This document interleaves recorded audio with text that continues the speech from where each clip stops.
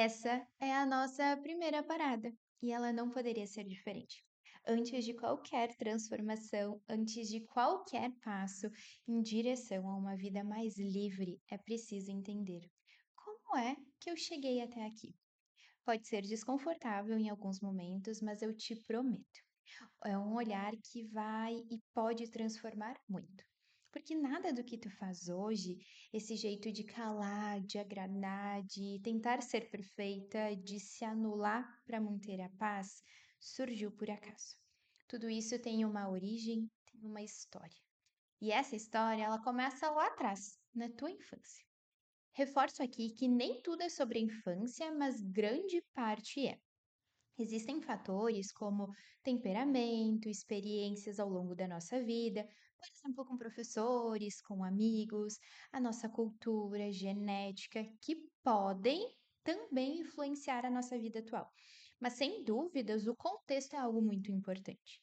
E sim, todos nós temos vulnerabilidades. Pode ser que tivemos infâncias imperfeitas, com pais imperfeitos, com silêncios, ausências, confusões e momentos que talvez ninguém tenha visto, mas que deixaram marcas aqui dentro. Alguns de nós seguimos em frente com cicatrizes invisíveis, outras ainda estão abertas. E mesmo que tu não saiba nomear exatamente o que te machucou, tu sente. Às vezes no corpo, nas relações, naquela cobrança constante de fazer tudo certo. Muitas vezes a gente pensa que as marcas da infância são como um joelho ralado, arde na hora, mas logo cicatriza. E a verdade é que algumas dessas feridas não somem com o tempo. Elas se escondem, silenciam e reaparecem em forma de padrões automáticos que a gente nem percebe. Mas estar aqui na jornada Travessias já é um passo muito significativo, porque a transformação, ela começa com o reconhecimento de que tudo isso foi real, que o que tu sentiu, o que te faltou, o que te doeu, existiu. Ignorar isso só te mantém presa a formas de agir que foram úteis lá atrás, mas que talvez hoje estejam te afastando de viver com leveza e verdade. Talvez tu já tenha escutado que é sensível demais, intensa demais, que sente demais. Mas deixa eu te dizer uma coisa bem importante para a gente começar. Tu não é exagerada, tu sobreviveu. Essa intensidade que às vezes parece demais já foi o que te salvou. O ser humano, ele nasce biologicamente programado para buscar cuidado, amor, segurança, pertencimento. E quando um bebê chora, ele não está fazendo manha. Ele está chamando alguém dizendo: eu preciso, me vê, me acolhe. Isso não é escolha, é instinto. Porque para um bebê, ser ignorado significa risco real à vida.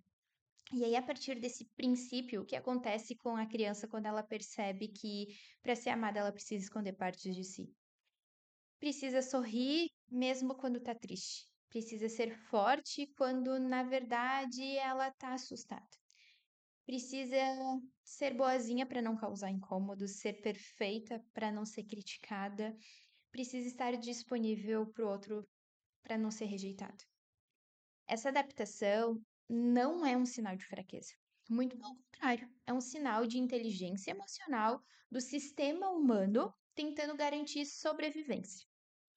A criança, ela entende, mesmo sem ter consciência disso, quais são os comportamentos que ela tendo garantem amor, presença, validação ou pelo menos evitam dor, rejeição, silêncio e indiferença. E é assim que começamos. Sem nem perceber, a gente começa a construir as nossas armaduras. Não porque queríamos, mas porque precisávamos. E isso é muito sério, muito real. Talvez tu tenha crescido num lar onde a tristeza era tratada como frescura. Talvez ouvir para de chorar, senão eu vou te dar um motivo, tenha te ensinado que expressar a dor era perigoso. E tu aprendeu a sorrir, a se distrair, a não incomodar. Talvez tu tenha convivido com a imprevisibilidade emocional dos adultos. Nunca sabia se eles iam te acolher, te ignorar ou te punir. E o teu cérebro aprendeu que, se tu ficasse vigilante, Controlando tudo e todo mundo, talvez assim tu te protegeria do que poderia dar errado. Se carinho e validação só vinham quando tu era responsável, madura, forte, tu aprendeu que precisava ser tudo isso o tempo inteiro. Que não havia espaço para falhar, para errar, para simplesmente ser humano. E quando tu percebia que a tua sensibilidade incomodava, que ser intensa, amorosa, espontânea causava desconforto nos outros, tu aprendeu a esconder, a se moldar, a caber. Essas respostas, elas não foram erros, elas foram movimentos de proteção. Elas foram respostas absolutamente coerentes para aquele contexto, para aquele ambiente, para aqueles vínculos. Porque toda criança, sem exceção, ela precisa pertencer. E se pertencer ela precisa se anular, ela faz. Se ela precisa agradar, ela vai fazer. Se ela precisa ser forte, ela faz. O problema é que quando a gente cresce, a gente segue operando no automático. Seguimos reagindo como se aquele mundo lá de trás ainda existisse. Seguimos vestindo as mesmas armaduras, mesmo que hoje elas estejam nos sufocando. Mesmo que hoje o preço seja alto. Exaustão, solidão, desconexão de si, uma sensação constante de que nunca é suficiente, de que falta algo.